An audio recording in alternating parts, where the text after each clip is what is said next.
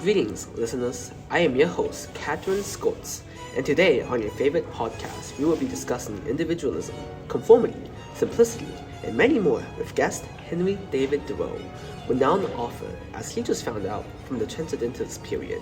Hello, you people. It is I, the world-famous environmentalist, individualism promoter, ingenious writer, Henry David Thoreau. Now, I'm sure, Thoreau, that you are still adjusting to the 21st century, especially with the rise of technology.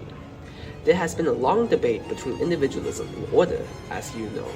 I understand that you, Thoreau, are much in support of individualism. How do you feel about this specific topic and perhaps its implications in the modern world today? The technology today is quite an unnecessary addition to the materialism that pollutes the one simple life of man. Its absence will surely cause an improvement in the lives of people. Further, I do believe that society and the government is a set of unnecessary standards and regulations that worthlessly promote conformity and require others to conform with the desires, ideals, and actions of others. People should live without the interference of an outside influence in order for them to experience the marrow and true essences of life. So, do food, loved ones, traditions, education, and communities count as you say, true essences of life? No.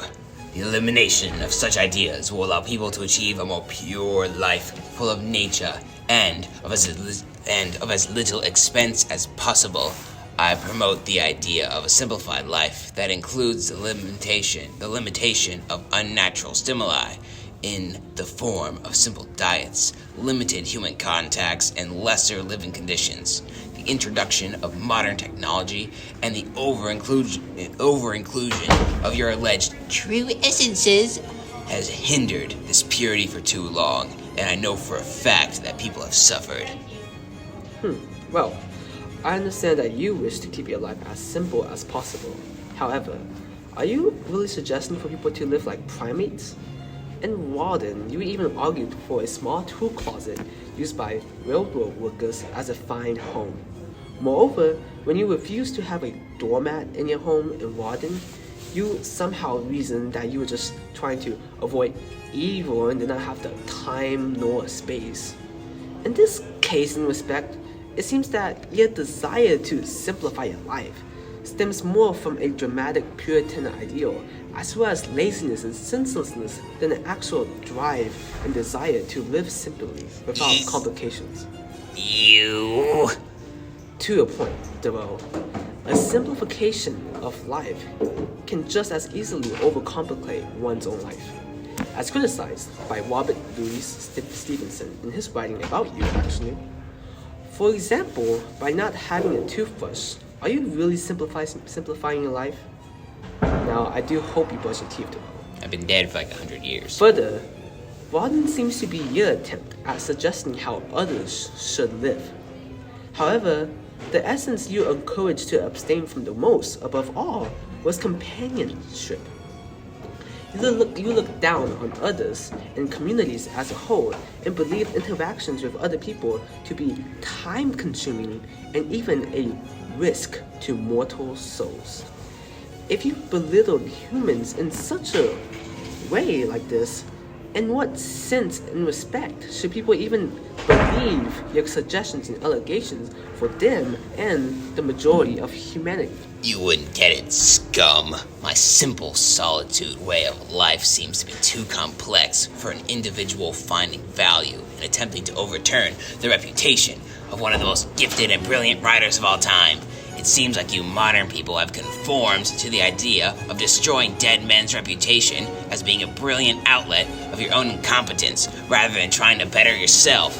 That's the problem with you modern people. You all have no sense of self-reliance for even your own sense of judgment. Now, first of all... Shut up. You rely on your technology and society to fulfill your basic human needs. You conform with ridiculous commandments because if you didn't, you would be economically, socially, and sometimes literally killed by the same society that provides you willingly with the causation of your own overindulgence and suffering. As I was saying, first of all, there's a difference between being self-reliant and self-centered. To To be self-reliant is to be self-driven and self-sufficient. You clearly are not self-reliant yourself. Not only were you employed by Emerson, your mentor, he lent you your home in Rawdon.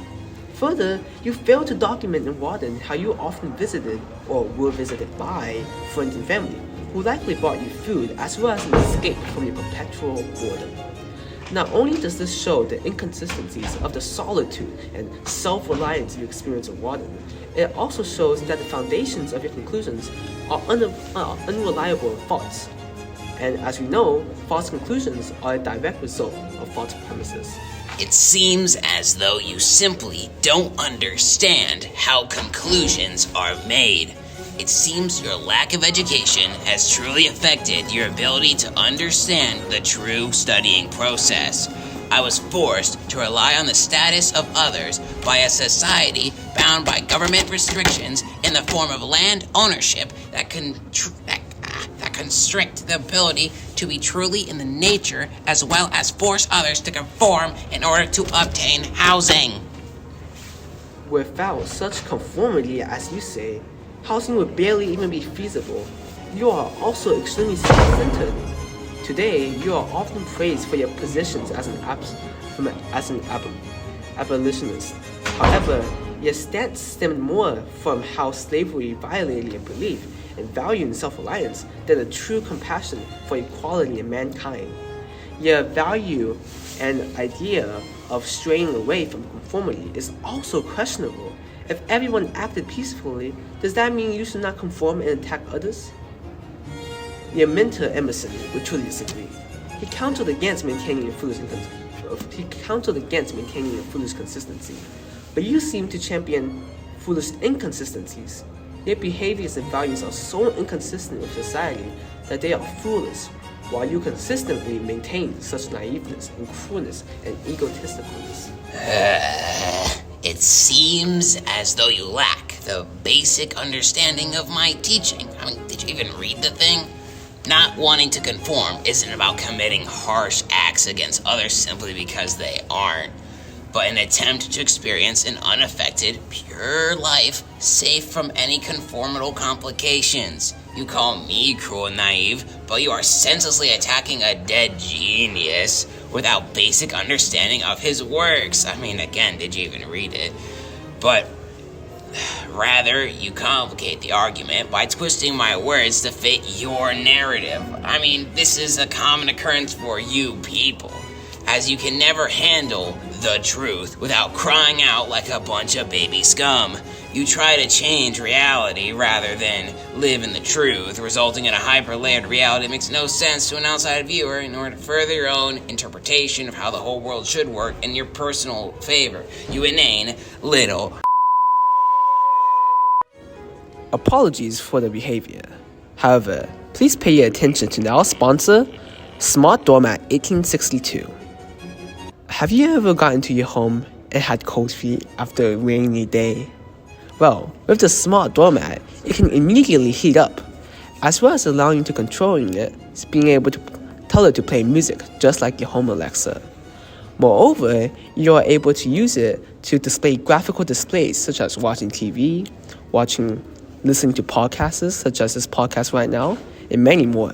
Buy the Doormat 1862 today. Isn't that the year I died?